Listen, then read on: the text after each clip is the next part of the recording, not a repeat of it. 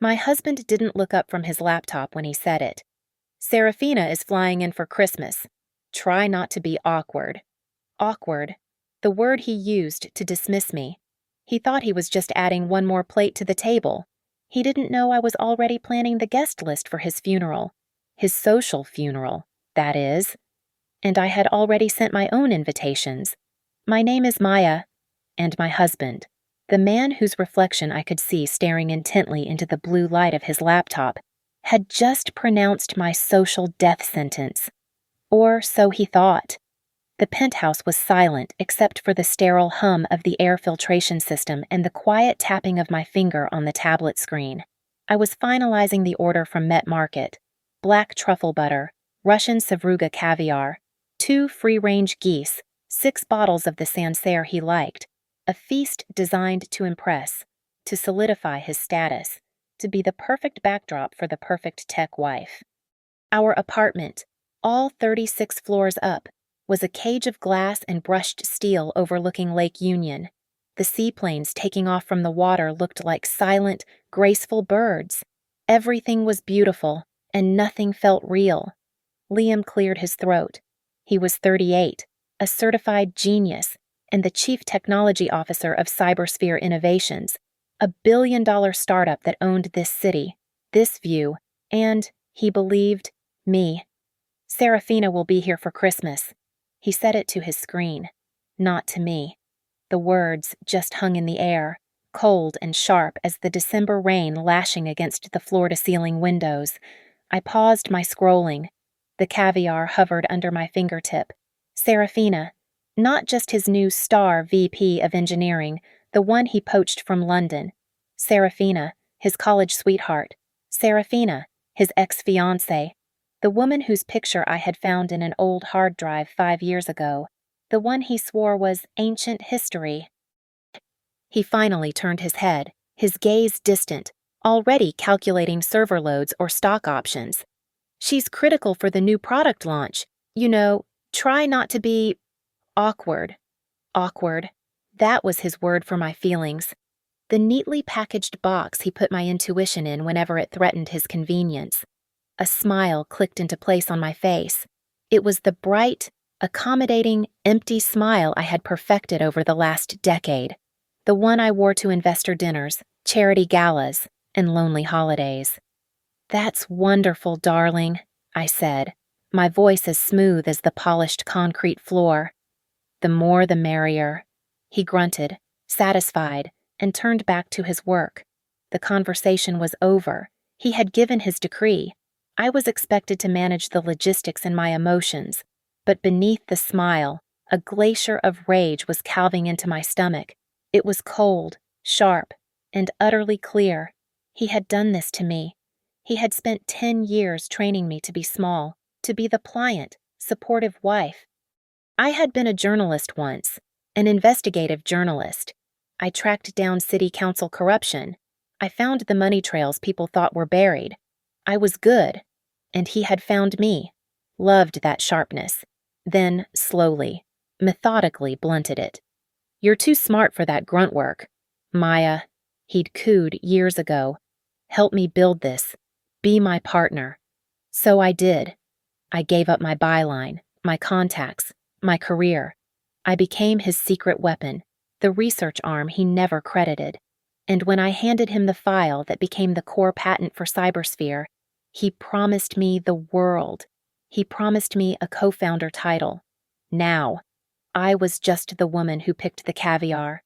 I turned my gaze from him to the minimalist digital calendar hanging on the kitchen wall. Its white numbers glowed softly. I wasn't checking the date. I was checking my timeline. He thought he was surprising me. He thought he was managing me. He had no idea that I already knew. I'd known for 6 weeks. I knew about the hotel charges in London on the American Express card he thought he had closed years ago. I'd seen the reservation, a 5-night stay at the Savoy, booked under his name but paid for with a card I recognized from a shell corporation. I knew about the late-night encrypted messages. He was a tech genius, but he was also arrogant. He never believed his non-technical wife would know where to look. He never believed the woman he'd trained to be invisible would ever use that invisibility against him. My calmness wasn't acceptance. It was preparation. It was the icy focus I used to feel right before I broke a big story. I went back to my tablet and added a case of champagne. The very best. It would be a celebration, after all. He thinks he's bringing his queen, I thought, tapping confirm order with a steady hand. He has no idea he's just leading her into a deposition. The silence in the penthouse was a physical weight. It always was after he dismissed me. It pressed down, forcing the memories up. It was not always like this. 10 years ago, Liam did not have handlers or a billion-dollar valuation. He had a beat-up laptop, a brilliant idea, and an almost painful intensity. I met him at a crowded tech mixer in Fremont. I was there on assignment, sniffing out a story on data mining vulnerabilities. He was there pitching a dream. I was the sharp-edged reporter who had just taken down 2 city council members for fraud. I lived on coffee, adrenaline, and the absolute thrill of the byline. He cornered me by the stale coffee station. He had not just read my story, he had dissected it. "You did not just find the money," he said, his eyes lit with a fire I mistook for admiration.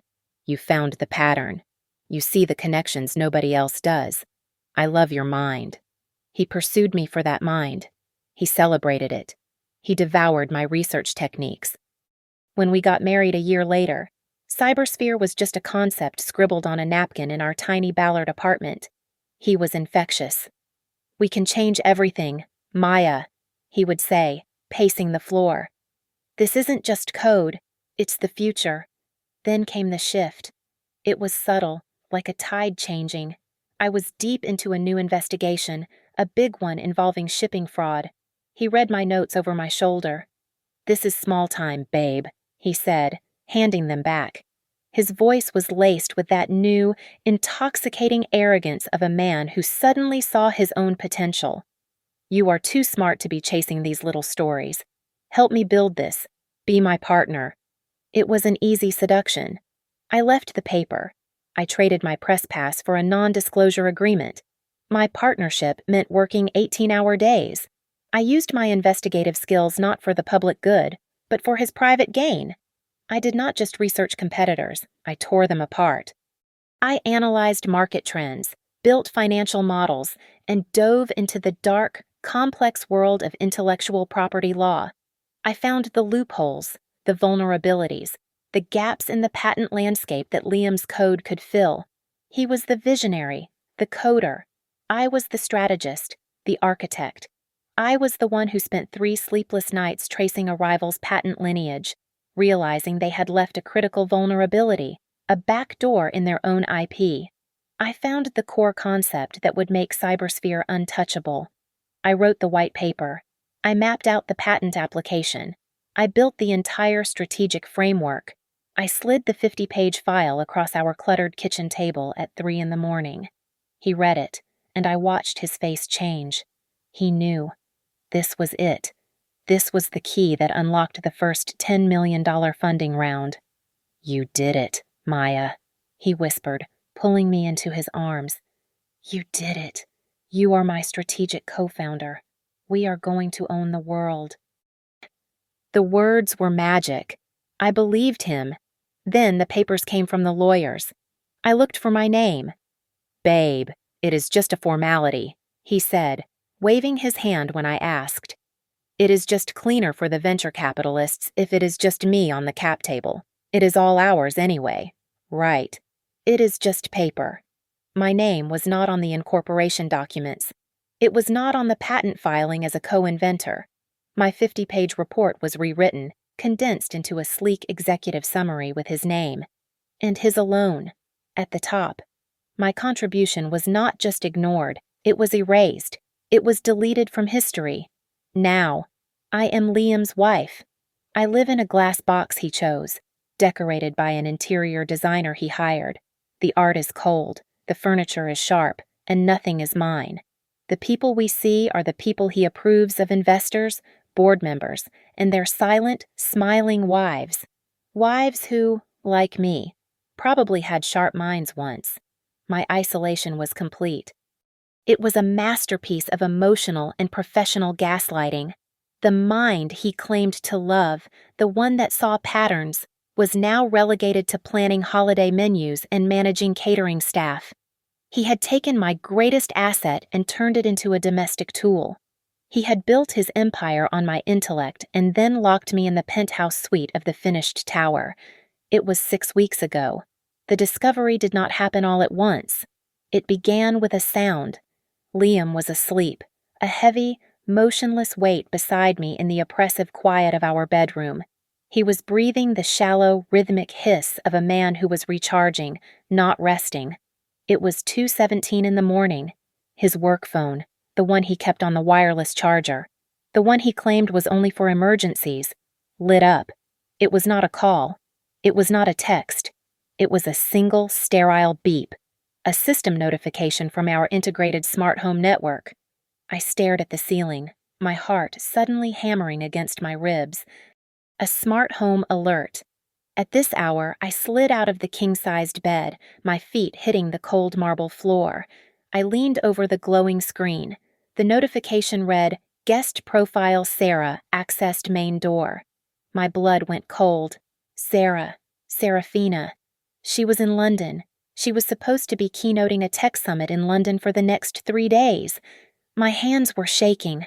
I grabbed my own tablet from the nightstand and walked, barefoot, into the vast, dark living room, the city lights of Seattle blurring through the glass walls.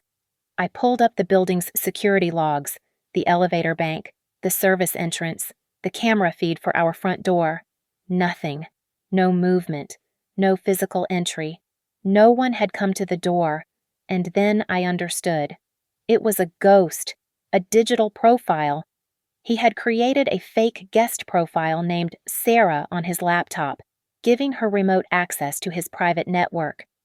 He was using our home's integration system as a digital Dropbox, and he was so arrogant he did not even bother to hide the name. His laptop was on the chrome desk. The lid was down. He believed I was stupid. He believed the woman he had molded into a domestic accessory was non-tech. He was wrong. He always used the same password for things he considered beneath his notice. The birthday of his old dog, a pet that had died before I even met him. He thought I was too simple to guess, too vapid to care. My fingers typed the sequence. The screen illuminated, granting me access to everything. His desktop was immaculate, but I knew where to look. My old instincts, the ones I had been forced to bury, rose to the surface. I found it in less than a minute. A folder named Project Olympus. I clicked. It was not a work project. It was a shared drive. And it was their life. The emails. The screenshots of intimate messages. The videos they had taken in hotel rooms, including the one in London he was supposedly at for business. The physical betrayal hit me first, a sudden, violent wave of nausea. It was a punch to the gut that stole my breath, leaving me gasping silently in the dark. I wanted to close it. I wanted to hurl the $1,000 machine through the glass wall and watch it fall 36 stories. But something else caught my eye. A subfolder. Phase 2. This folder had no videos. It was all spreadsheets, wire transfer confirmations, incorporation documents for a shell company in the Cayman Islands. My horror evaporated, replaced by a terrifying, cold clarity. It was not just an affair. It was a coup. They were embezzling, systematically siphoning millions of dollars from cybersphere, diverting funds from the research and development budget into Olympus Holdings, their private account. I kept reading, my mind working faster than it had in years. I found the strategy memos. The plan was devastating. Serafina, as the new VP of engineering, was going to intentionally sabotage her own product launch after Christmas. They would create a catastrophic failure, leak bad data to the press, and cause the company's valuation to plummet. They would create a panic, forcing Marcus Thorne, the CEO, and the other investors to sell their shares for pennies on the dollar. Then, using the millions they had already stolen, Liam and Serafina would buy out the panicked investors and take the company private. It was a hostile takeover from the inside. And then I saw the last message, a screenshot of a text from Liam to her, dated just 2 days ago. She's too simple to notice. It read, "She's literally busy picking out new paint colors for the guest room. Stop worrying about her. We let her file for personal reasons after Christmas. The prenup handles the rest." Simple. He called me simple. He thought I was choosing paint colors. The prenup. The ironclad document he had assured me was just a formality for the investors. He thought that piece of paper was his shield. He thought he had erased me so completely that I would just disappear. He forgot who I was. He forgot I was the woman who finds the patterns. And I had just found the one that would destroy him. The pain was a physical thing for about 10 minutes. It was a hot, suffocating pressure in my chest, the kind that steals your breath and blinds you. And then, just as quickly as it came, it was gone. It did not fade. It was extinguished, replaced by a profound Arctic calm. The nausea vanished. The shaking in my hands stopped. There were no tears. He had called me simple. That one word was a bucket of ice water. It clarified everything. It was not an insult. It was a miscalculation. A fatal one. I left the laptop open on the desk, its screen still glowing with their plans. I walked out of the living room, down the hall past the guest room he thought I was painting, and into his minimalist home office. The walls were gray. A single, enormous, abstract oil painting hung over his desk. I pushed the canvas.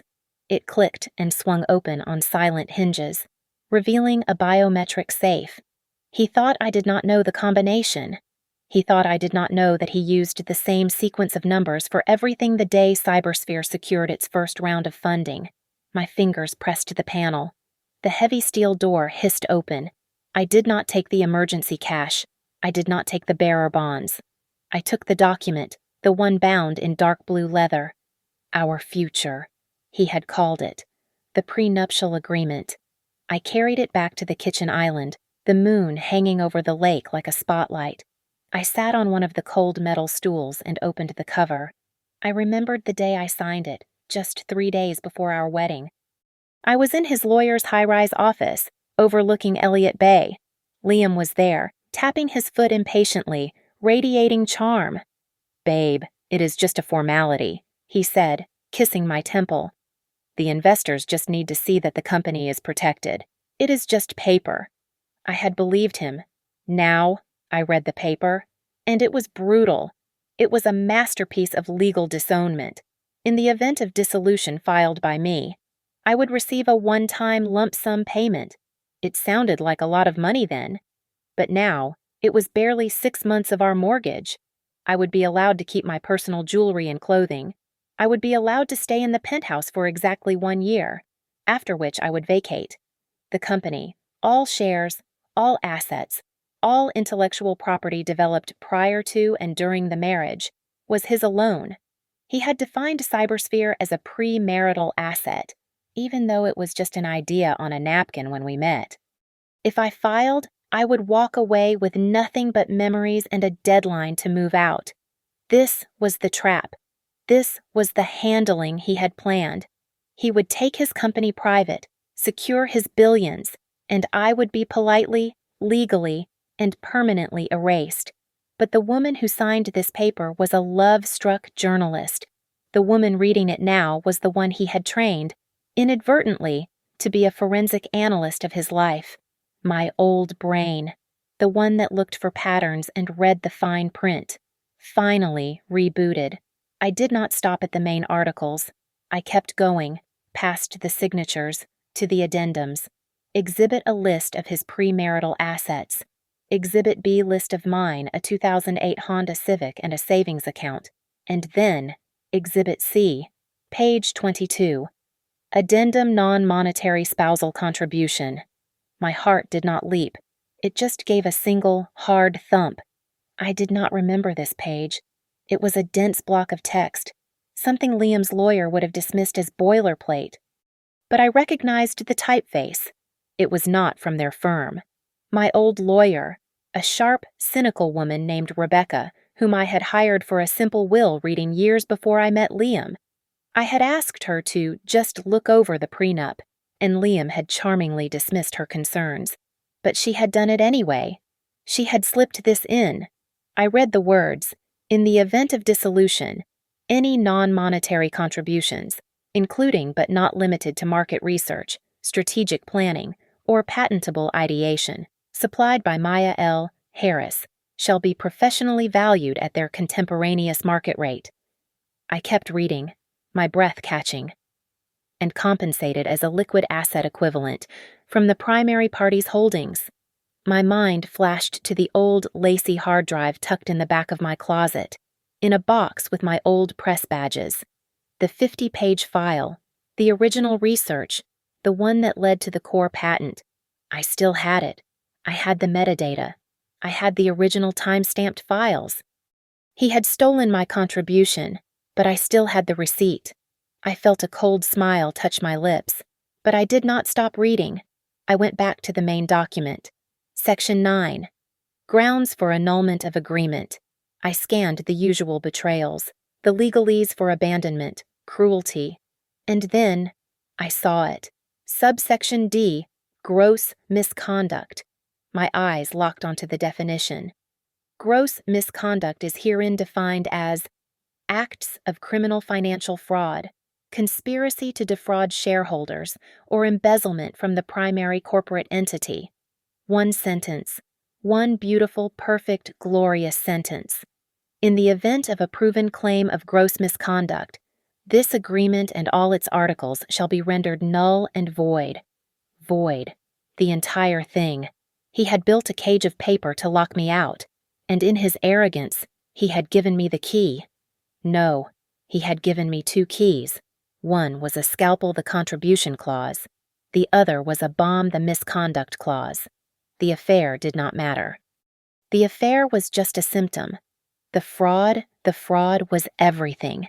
He had not just betrayed me as a wife. He had betrayed his partners, his shareholders, and, most importantly, the contract that protected him. I closed the blue leather cover. The sound was soft, final, simple. He called me simple. He was about to find out just how wrong he was. The contribution clause was my scalpel. The misconduct clause was my bomb. But I was not a demolitions expert. I was a journalist. I had the what, I needed the how. The screenshots and spreadsheets I found on Liam's laptop were a map, but they were not admissible. They were fruit of a poisonous tree, legally speaking. I had accessed his computer without permission. To blow up the prenup, I needed evidence of criminal financial fraud. And to get that, I needed someone who could walk through Liam's digital front door, find the safe, and walk out with the contents, all without leaving a single footprint. There was only one name, Jasmine Riley. Jazz! Jazz was not a lawyer. She was a legend, a digital ghost story that tech executives in Seattle told each other. She was the most feared and most expensive digital forensic investigator in the Pacific Northwest. She did not just find skeletons. She could tell you the brand of shovel used to bury them. I contacted her not through a phone call or an email. Liam monitored everything. I used a public library computer in Ballard and a Proton Mail account I had created under a false name 8 years prior. I sent her a message with a single line. "I have a Project Olympus problem." The reply came back in 2 minutes. "The Fremont Troll, tomorrow, 10 a.m., come alone." Fremont was my old neighborhood, the one before the glass tower. The next morning, I was there, standing under the massive stone troll clutching its Volkswagen. The air was damp and smelled of coffee in the canal. At 10 o'clock sharp, a woman with short, neon purple hair and a leather jacket walked past me. She did not look at me. "Walk," she said. I followed her 2 blocks to a small, steamy coffee shop. We took a dark booth in the back corner. She was maybe 30, with eyes that looked like they had seen every possible version of human betrayal. She sipped her espresso. "I do not do domestic disputes," Jazz said, her voice a low rasp. "I do not do motel stakeouts. I do not crack phones to see who your husband is screwing. It's boring, and it's beneath me." I slid my bag onto the vinyl seat. I am not here for pictures of the affair. I already have those. They are, as you say, boring. Her eyebrows went up, just a fraction. I am here, I said, because my husband and his partner are using Cybersphere as a shell to commit wire fraud and conspiracy, and they are planning to tank the stock post-holidays to take the company private. She stopped sipping. She stared at me, her expression unreadable. That is a big accusation. I am a journalist, I said. Or I was. I know how to build a case, but I need the evidence from their side. The offshore accounts, the transfer logs from the company servers, not just his laptop. I need the kind of proof that an SEC prosecutor would drool over. Jazz leaned back, crossing her arms. You are Liam's wife, the society wife. I have seen you in the magazines. You are not what I expected. I am what he made me. Now, I am unmaking myself. I reached into my bag and pulled out the old lacy external hard drive. It was heavy, a relic from a decade ago. I placed it on the table between us. What is this, your wedding photos? She scoffed. That, I said, is my 50-page strategic analysis and market research file, time-stamped, the one that became the core intellectual property for Cybersphere's first-round funding, the one he took my name off of. Jazz was a technician, but I had read her file.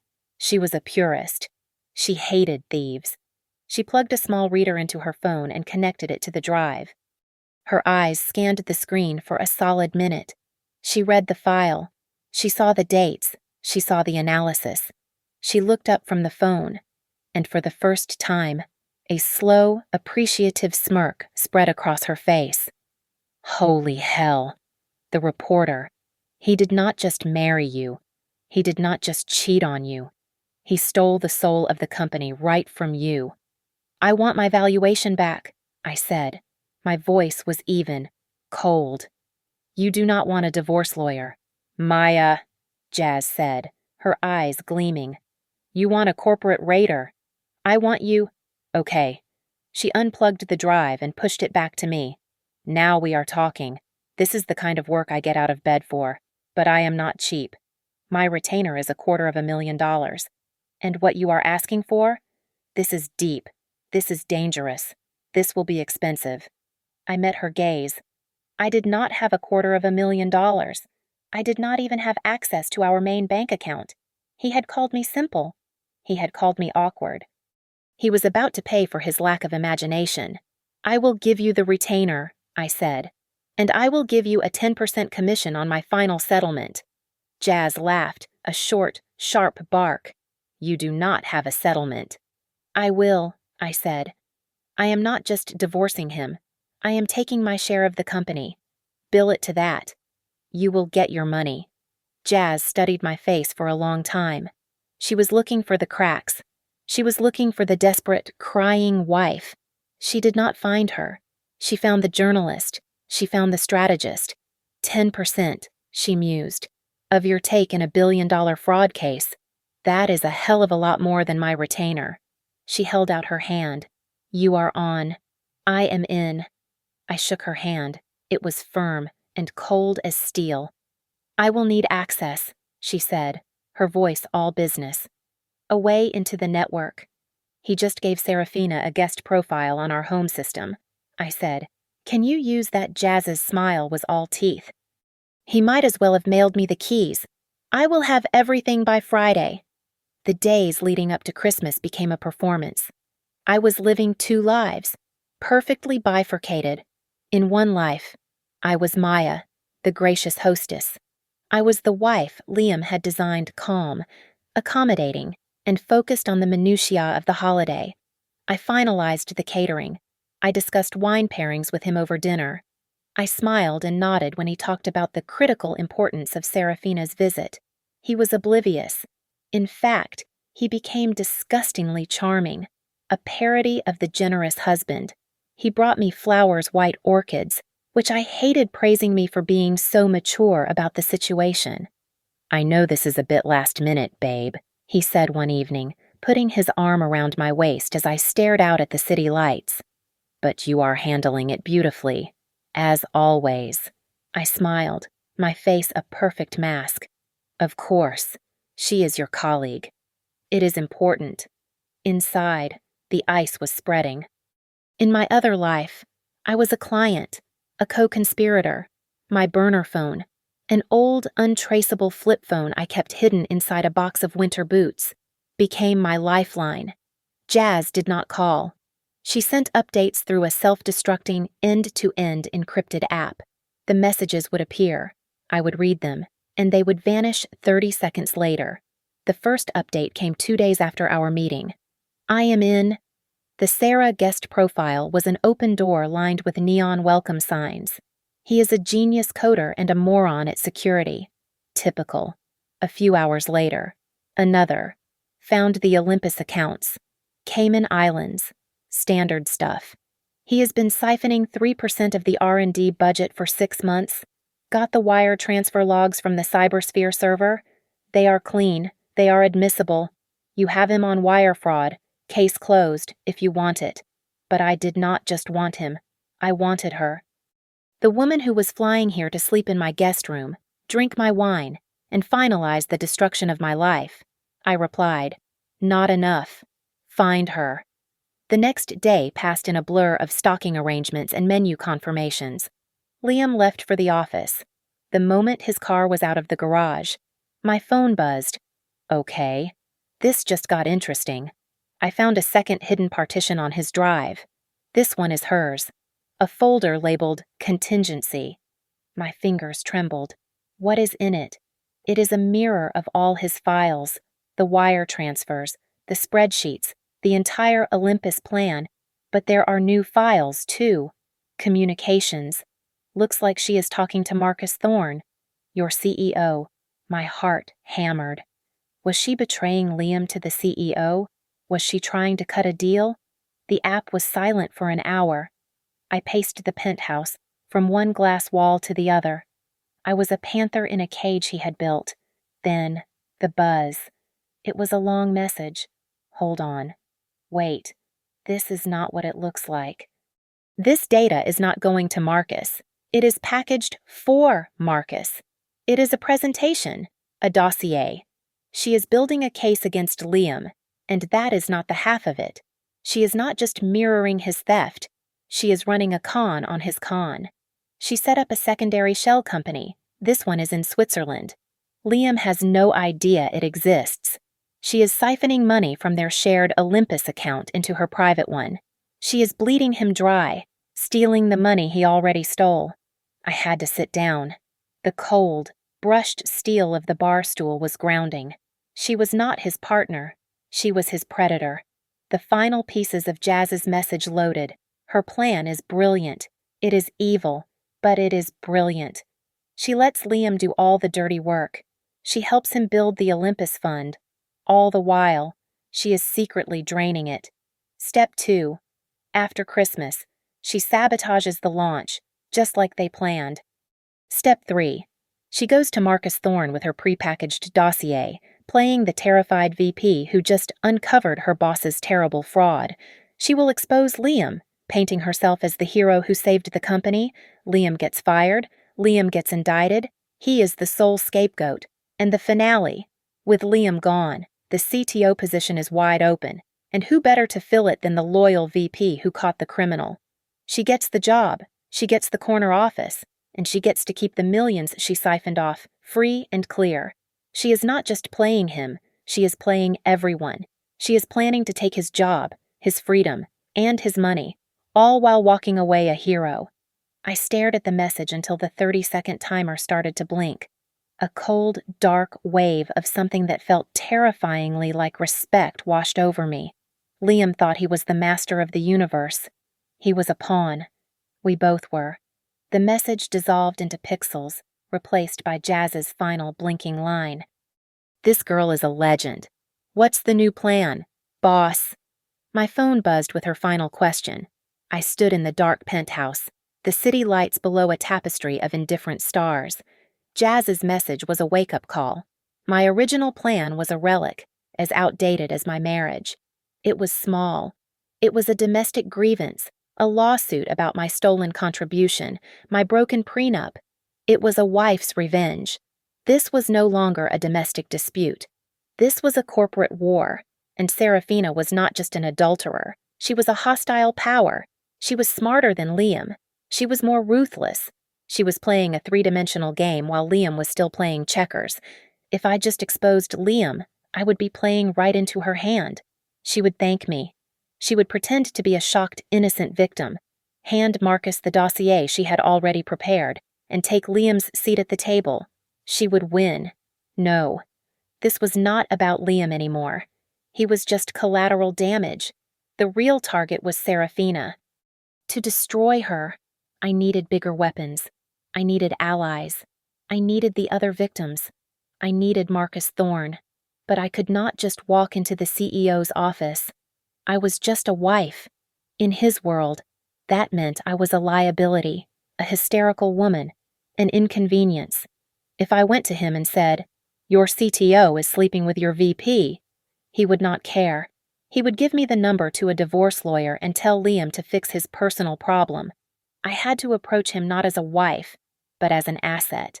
I had to give him a reason to listen that was not emotional, but financial. I had to show him that his house was not just haunted, it was on fire, and I needed his wife, Eleanor Thorne. I had seen Eleanor at a dozen charity balls and museum galas. She was the city's social arbiter, a woman of old money and quiet, terrifying power. Marcus ran Cybersphere, but Eleanor ran Seattle. If Marcus fired you, you got a new job. If Eleanor cut you, you moved to Portland. To truly destroy them, to erase them from the world they so desperately wanted to conquer. I needed Eleanor. I left my penthouse. I went to the public library, the same one as before. I logged onto the scarred public terminal and opened my anonymous email account, Cybersphere Whistleblower. I sent a request to Jazz. I need one file. The cleanest, most undeniable wire transfer from Cybersphere to Olympus. Just one. It appeared in my inbox 30 seconds later. A single PDF, $500,000, routed from the R&D budget. I composed a new email. I typed in Marcus Thorne's private address, the one he kept off the company servers, the one Liam had boasted about having. The subject line was simple: Christmas is canceled. I attached the single PDF. I hit send. I sat there, watching the clock on the computer screen. 1 minute. 2. The outline had predicted 5. It took less than that. An email popped into the inbox. "Who are you? What do you want?" His panic was palpable. Even through the text, he was hooked. Now, I had to set the hook. I had to show him I was not just some low-level accountant. I had to show him I had the full picture. I typed my reply. "I am the person who knows why you have a $500,000 hole in your R&D budget. I know about Project Olympus. I know about the plan to tank the stock in January. And I know what you do not." I let him wait. I had Jazz send me the second file, the proof of the Swiss account, the one with Serafina's name on it. I attached it to a new message. "Here is what I want. I want you and your wife, Eleanor, at my home. Christmas Day, 7 p.m. sharp." He would resist. Why his wife? Why my home? It was an insane request. I had to provide the leverage. "You will come because this is not just about your CTO. It is about his replacement, attached. You will find proof that your star VP, Serafina, is also playing you. She is stealing from the money Liam stole. She is planning to let him take the fall and take his job. You are being managed, Marcus, by everyone.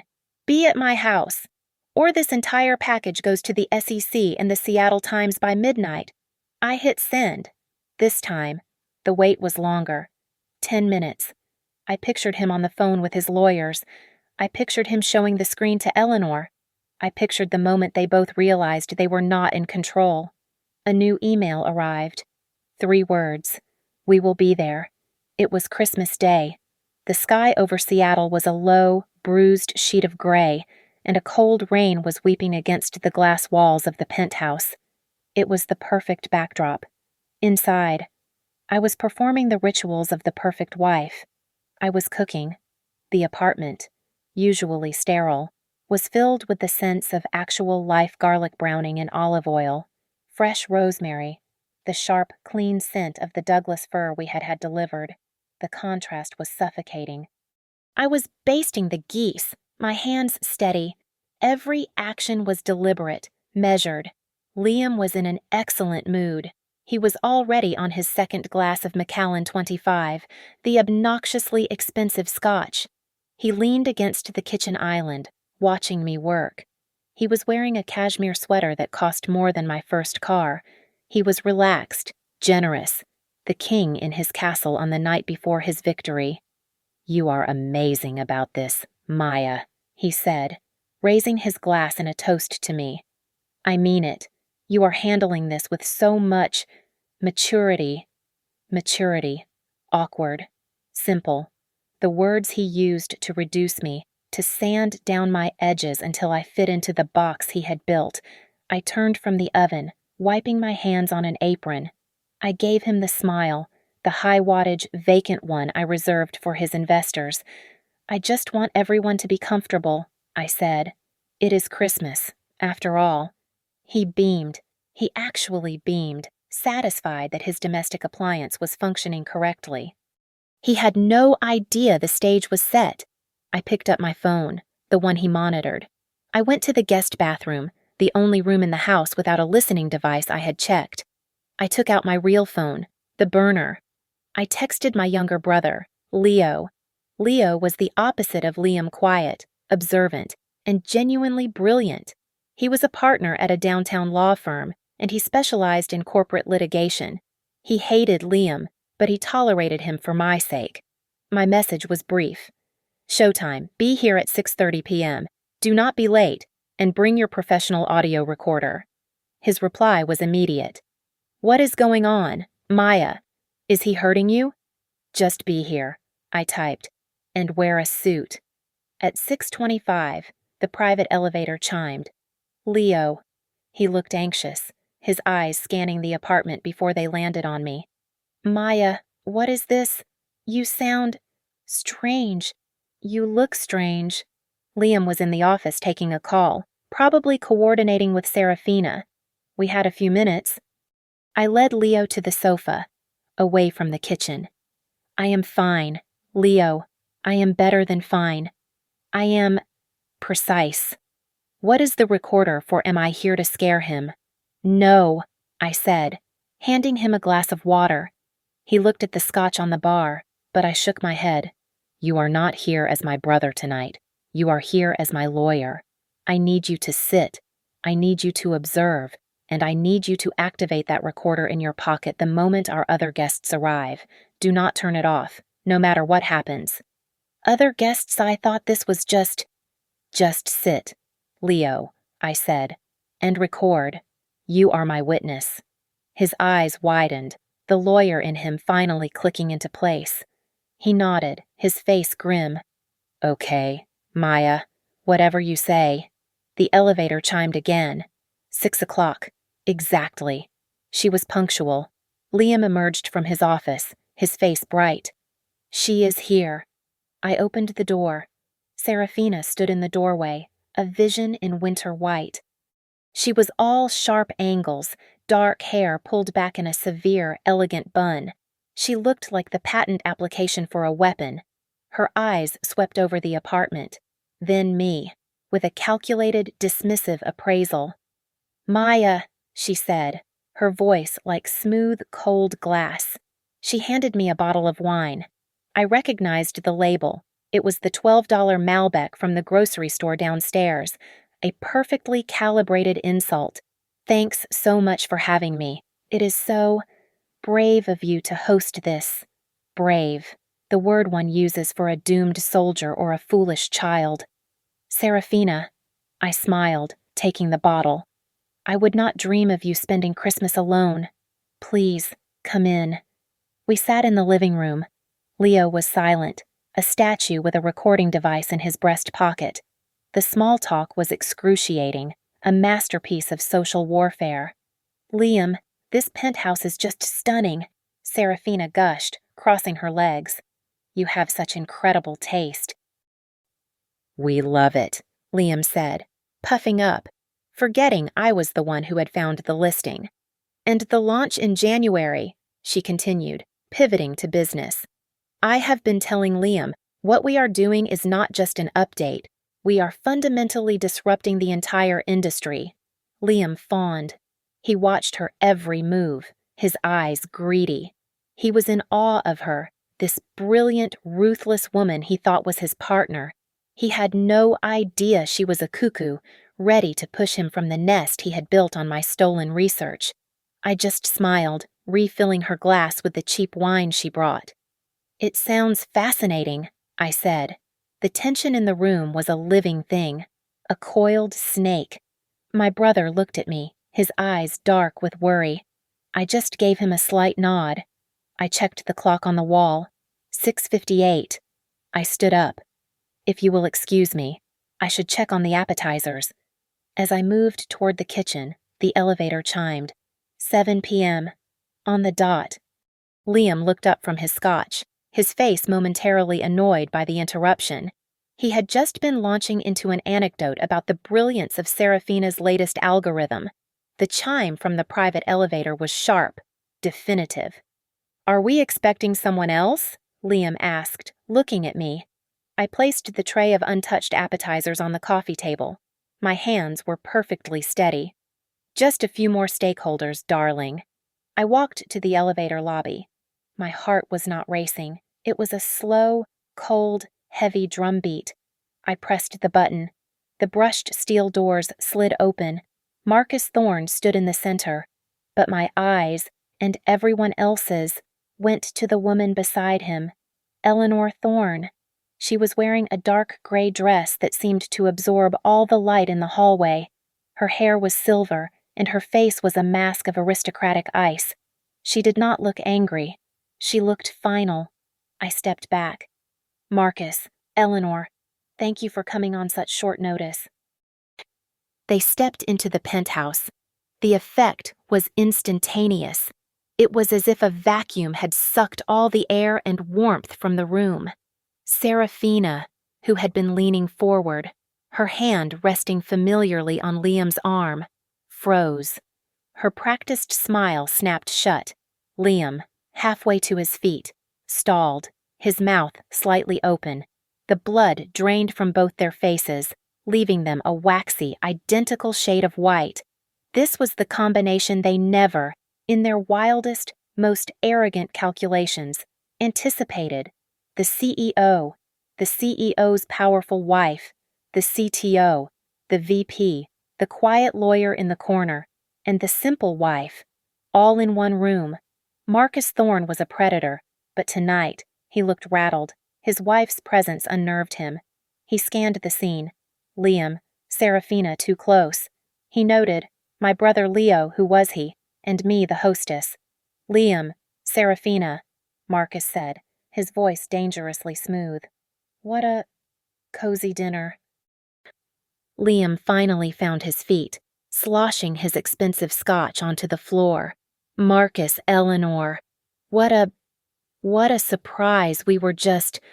Maya, why did you not tell me, please, I said, my voice cutting through his stammer. It was clear and cold, and it commanded the room. Everyone, sit down. I believe you all know each other. It is time for the real shareholders' meeting.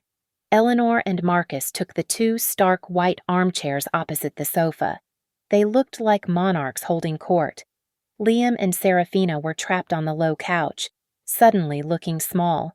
Leo sat slightly apart, his posture alert, his hand in his pocket, ensuring the recording was clean. Serafina, I began, walking toward the entertainment center. You know Liam, obviously, and you know your boss, Marcus. I turned to Liam, and Liam. You know Serafina. You admire her work. You trust her. I let that hang in the air for just a second. But darling, do you know about her other account? The one in Belize?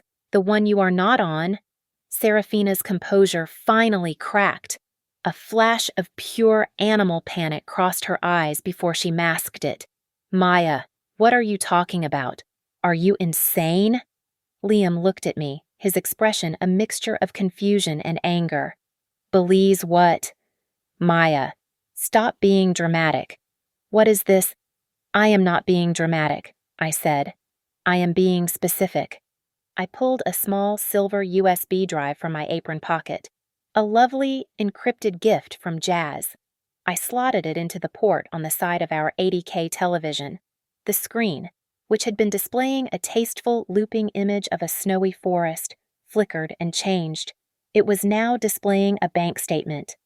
This, I said, is the Olympus Holdings account, the one in the Caymans, the one you two opened together. Liam's face went rigid. Marcus Thorne leaned forward, his eyes narrowed to slits. And this, I said, clicking the remote. The screen changed. A different bank, a different country. This is the account at the Banque du Léman in Switzerland, account number ending in 4491, held by a shell corporation registered in Belize. Sole beneficiary Serafina. I clicked again. The screen split, showing wire transfers. Money moving from the Cayman account to the Swiss account. $300,000. Then another $200,000. Another $400,000. It was a systematic draining. Liam stared at the screen. He did not understand. Not yet. He looked at Serafina, his expression pleading for an explanation. Sarah, what is this? This is some kind of joke, right, Maya? What did you do? I did not do anything, Liam, I said. I looked directly at him, my voice devoid of any warmth it had ever held. She did. What money? He stammered. I almost pitied him. Almost. That, my love, is the money she was skimming from the money you were skimming. She was not your partner. She was playing you. Liam turned his head slowly, mechanically, to the woman beside him. The color was rushing back into his face, a dark, dangerous red. Serafina. I did not let her answer. I did not want her excuses. I wanted the execution. She was building a file on you, Liam, a dossier. She was going to let you execute the plan, let you sabotage the launch, and then she was going to go to Marcus, play the innocent whistleblower, and expose you. She was going to let you take the entire fall for the fraud. She would get your job, and she would keep the millions you stole, which she had already stolen from you. You were her golden goose, and she was just about to break your neck. Liam looked at the screen, then at Serafina. The realization hit him, a physical blow. You, he whispered. You did this. Serafina's eyes were darting between the exits, between Marcus, between Liam. She had miscalculated. She had prepared for Liam. She had prepared for Marcus. She had never, ever prepared for me. Serafina finally snapped.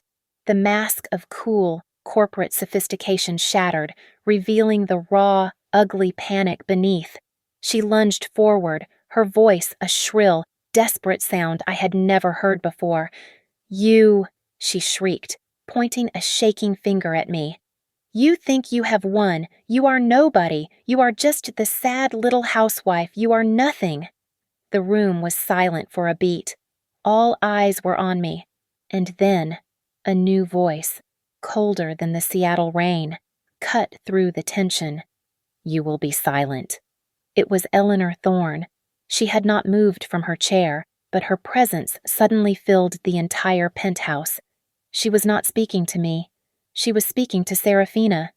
My husband, she continued, her gaze shifting to Marcus, who visibly flinched. Maybe charmed by bright promises and backroom deals. I am not. I am on the board, and I am on the ethics committee. She looked back at Serafina, then at Liam, her eyes sweeping over them like a judgment. The board will convene an emergency session tomorrow morning, at 9 a.m. Consider this your official notice. You are both terminated, effective immediately. Security will meet you at the office to oversee the collection of your personal items. I expect you will also be hearing from our legal counsel, and likely the SEC, before noon. Serafina made a small, strangled sound, like a dying animal. Liam, however, seemed to deflate. The rage was gone, replaced by a pathetic, childish terror. He turned to me, his face collapsing. Maya, please, you have to help me. You are my wife. You cannot let them do this. Tell them it is a mistake. He actually reached for my hand. I looked at him, truly looked at him, perhaps for the first time in years. I saw the hollow shell of the man I had once loved, a man consumed by his own ego. I picked up my wine glass from the table, the one I had not touched. No, Liam, I said, my voice quiet, but it carried. I cannot help you. You called me simple. You called me awkward. You said I was too simple to notice. I did not mean it, he pleaded. You meant it enough to bet your entire future on it. I replied. This is madness, Liam yelled, looking at my brother. Leo, you are her brother. Talk some sense into her. This is just a domestic dispute. She is emotional. Leo stood up. He reached into his pocket and I heard the distinct click as he stopped the recording. He placed the small silver device on the coffee table, next to the unserved appetizers. As Ms. Maya Harris's legal counsel, Leo said, his voice pure, professional steel. I am hereby informing you, Mr. Liam Donovan, that we are filing for a dissolution of marriage. We will be filing on the grounds of criminal financial fraud. The prenup! Liam screamed, his last defense. The prenup. You get nothing, Maya. You signed it, you get nothing. The prenup, I said, taking a step toward him. The one you said was just paper, the one that was just a formality for the investors. I read it. The whole thing, including Section 9, subsection D. What? He stammered. Gross misconduct, I said, defined as criminal financial fraud, which, thanks to Jazz's evidence and your recorded confession, we now have in abundance. Your fraud voids the entire agreement. Liam, it is null. It is void. It is, as you would say, just paper. His face was ashen, but I was not finished. But even if it was not, I continued, I also took a very close look at Exhibit C, page 22. The contribution clause you told me was meaningless legal boilerplate. I let the words hang in the air. It turns out that clause entitles me to the full market valuation of my non-monetary contributions. Specifically, my 50-page strategic file that became the core patent for Cybersphere, the one I have the original time-stamped files for, the one my lawyer, Rebecca, slipped in. That patent is valued, conservatively, at 40% of the company's foundational intellectual property. I looked at him.